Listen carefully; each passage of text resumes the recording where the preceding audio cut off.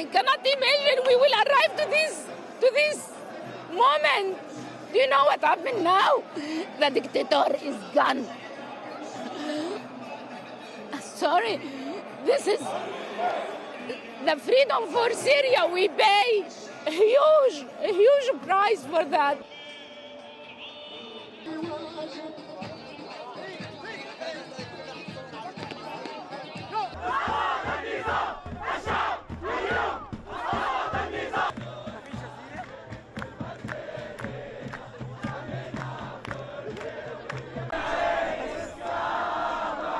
It's like tears of happiness like today. It's like we didn't imagine.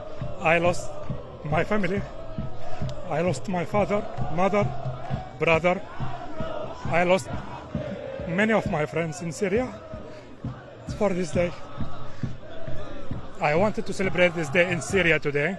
Unfortunately, I am a refugee now in France, but we will go back. We will rebuild our country. To this day will come.